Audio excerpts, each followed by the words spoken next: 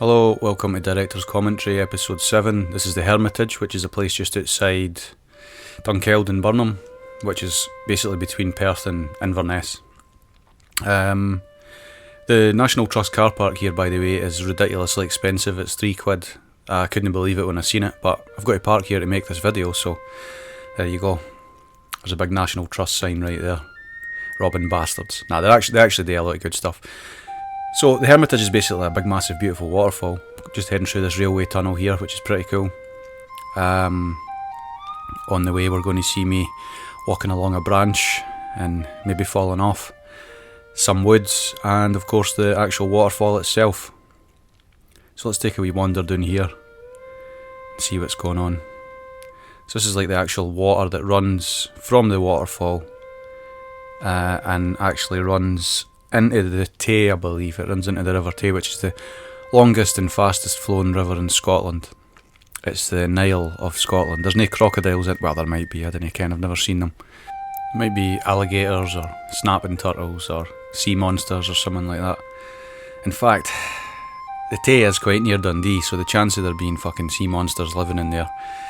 There's plenty of monsters that live on the land in Dundee, so that wouldn't be a surprise.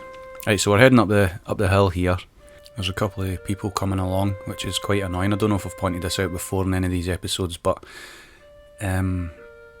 obviously I would need to get like consent forms for every single person if I actually tell them I was filming them. So what I try to do is I try to obscure people. Oh, here I am walking along this branch here and trying not to fall off. I do have the balance of a mountain goat, but you wouldn't get any mountain goats out here, so the balance of I don't know, what's the kind of animals you'd get in this forest? Badgers maybe? Badgers have probably got quite good balance, be fair there. So back to the path, that was a wee jaunt along the log. So anyway, as I was saying, it's quite handy that from far away, people's faces do tend to be quite obscured.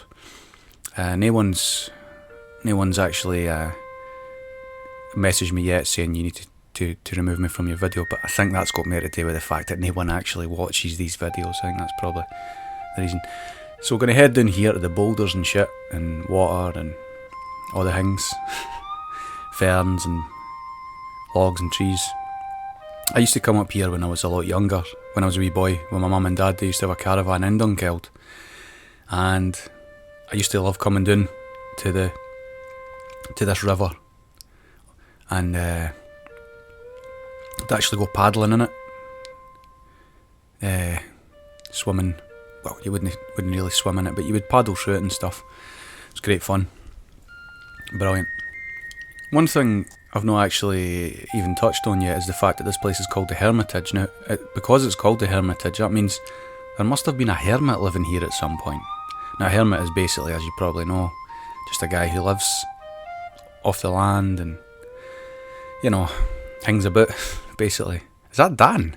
That guy on the right there looks like Dan. Dan, if that's you should have said hello. If it's not you, well, it did look like you. A big tall guy with mad blonde hair. Anyway, so what was I saying? Hermitage, right? So there would have been a hermit that lived here at some point. I've been actually reading a lot about hermits recently, which was inspired by Into the Wild. That guy wasn't a hermit as such, but after reading about him, I found out about can't remember the guy's name. It was a guy that was known as the North Pond Hermit. Lived on his own for like 27 years. Anyway, we'll talk about hermits later. This is a big bridge that crosses the river, and unfortunately this has actually been closed for ages. This has been closed for a long time, because I remember the last time I was up here, you had that really annoying sticker saying in your best job's worth voice, sorry, this area is closed, which is really annoying, but what we're about to see is really, really cool. So you can kind of see, you can't exactly see the waterfall, you'll see it better from the actual there's a place called the Hall. It's not like a church hall or that kind of hall. It's just it is a hall, and you probably could have a church service in it, but well, you'll see, we're on our way. There it is here. So it's got a name, I can't remember. There's a sign there, but I didn't really focus on it, so I can't tell you exactly what the hall is. there's quite intricate and I don't know. It's like sort of I don't know if it's like Greek or Roman or religious iconography. It looks like sort of Greek or Roman, but I'm the expert, so don't take my word for it. So this is the waterfall. It's pretty cool. I'm sure you'll agree.